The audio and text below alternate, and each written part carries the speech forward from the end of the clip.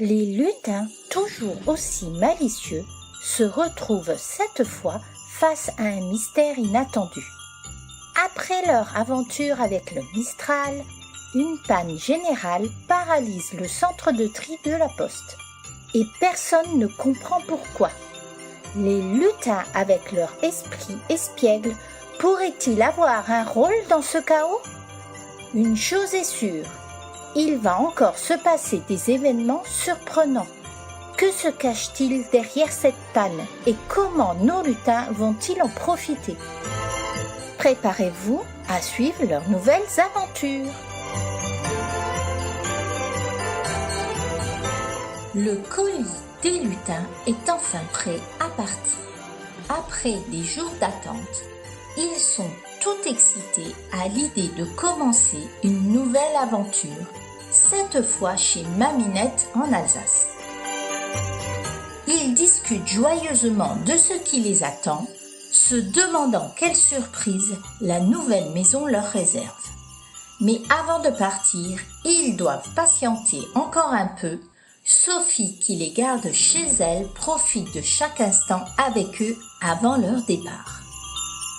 C'est un moment calme, mais tous savent que bientôt, leur aventure postale commencera. Le grand jour arrive enfin.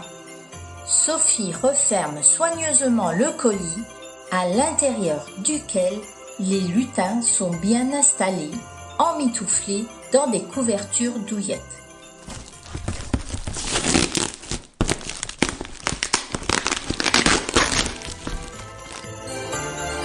Bonne chance, mes lutins. Faites attention à vous, leur dit-elle en les embrassant. Les lutins, tout excités, espèrent que ce voyage se passera tranquillement et qu'ils pourront enfin dormir à l'abri des bruits et des secousses. Mais ce n'est pas le cas. Le service postal est complètement saturé et le colis des lutins se retrouve mélangé avec des centaines d'autres. Bercés par le ronronnement du moteur du camion,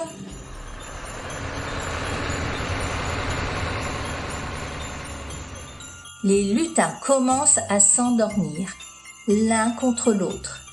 Leurs yeux se ferment lentement, emportés par la douceur du voyage. Mais soudain, le camion s'arrête. Les lutins se réveillent en sursaut, croyant être arrivés à destination. Mais non, ils ne sont qu'à quelques kilomètres du plus grand centre de tri de la région, un endroit qui réserve bien des surprises. Casimir, le lutin le plus curieux et le moins patient, n'en peut plus d'attendre. Il veut absolument savoir où ils sont. Il décolle doucement l'adhésif du carton pour jeter un œil à l'extérieur. Mais avant qu'il n'ait eu le temps de voir quoi que ce soit, un choc violent secoue le colis. Casimir est projeté en dehors du carton, atterrissant avec un bruit sourd quelques mètres plus bas sur les tapis roulants de la centrale de tri. Il se redresse d'un coup, complètement paniqué, regardant autour de lui en quête de repères. La scène qui se déroule devant ses yeux est un véritable chaos.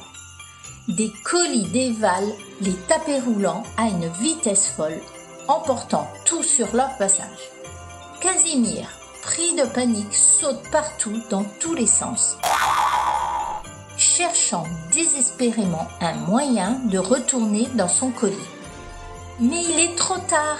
Il est coincé sur les tapis roulants, loin de ses compagnons. Il aperçoit alors une console de contrôle à proximité. Se dirigeant rapidement vers elle, il voit un gros bouton rouge brillant. Sans réfléchir, il saute dessus à pieds joints, espérant pouvoir arrêter ce déluge de colis. Mais au lieu d'arrêter le système, il bloque tout. Un bruit assourdissant retentit dans tout le centre. C'est une avalanche de colis qui dévalent des tapis roulants du haut. Les lutins restés dans le colis, horrifiés, voient tout ce qui se passe à travers les fentes du carton. Oh non, non, non. Oh non, non. Ils tentent désespérément de rester calmes, mais l'embouteillage des tapis roulants devient de plus en plus difficile à gérer. Casimir, toujours dans son élan de panique, décide de fuir. Il court en longeant les murs en essayant de se frayer un chemin parmi la montagne de colis. Au secours, au secours. Au secours. Mais soudain, il est stoppé net par une énorme machine qui emballe les palettes. Avant qu'il n'ait eu le temps de réagir, il se fait attraper par des rouleaux de plastique et se retrouve ligoté comme une saucisse attachée à une palette qui se dirige directement vers un avion en partance pour l'Afrique. Oh non, pas l'Afrique. Crie Casimir dans un dernier effort pour se libérer. Mais rien n'y fait, il est complètement emprisonné. Pendant ce temps, le colis des lutins a été intercepté par la douane. Le douanier, qui travaille avec une machine à rayon X, est à la fois perplexe et stupéfait lorsqu'il découvre que le colis contient non pas des objets, mais des lutins vivants.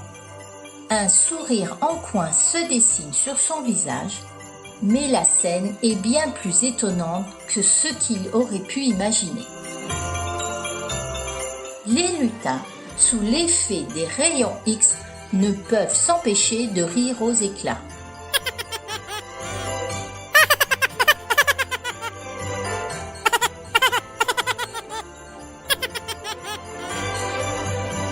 Pour eux, c'est comme une grande séance de chatouille. Ils se tordent de rire dans leur colis. Comment rester immobile quand on se sent ainsi chatouillé ? Les rayons X montrent leurs images sur l'écran de contrôle et la sirène d'alarme se déclenche soudainement.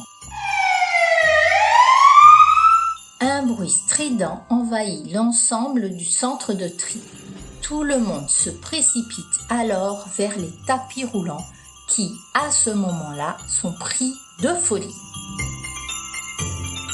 Les lutins, paniqués mais toujours hilars à cause des chatouilles des rayons X, s'extirpent du colis et se mettent à courir pour retrouver Casimir. Ils passent devant la grande salle de contrôle où les écrans géants montrent Casimir ligoté à sa palette, prêt à partir pour l'Afrique. Les lutins, dans un élan de solidarité, se précipitent sur tous les boutons rouges qu'ils peuvent trouver.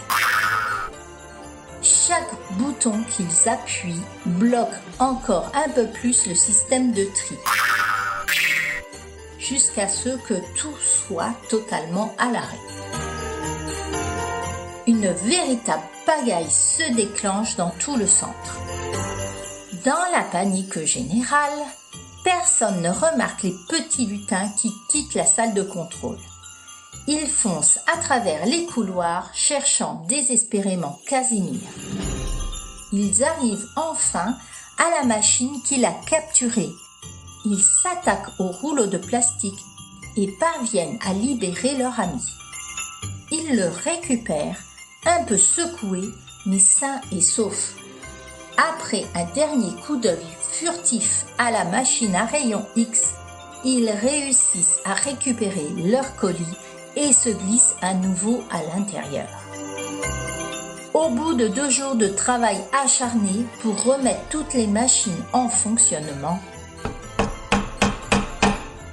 les techniciens parviennent enfin à remettre le centre de tri sur pied. Les lutins, toujours dans leur colis, reprennent leur voyage. Ils sont un peu secoués, mais heureux d'avoir survécu à ce chaos. Finalement, après bien des péripéties, le colis des lutins arrive sain et sauf à destination, chez Maminette. Lorsqu'il est déposé devant la maison alsacienne, Les lutins, un peu fatigués mais pleins de joie, se précipitent à l'intérieur. Ils ont hâte de retrouver leur nouvelle maison et de découvrir ce que Maminette leur réserve. Leurs aventures ne font que commencer.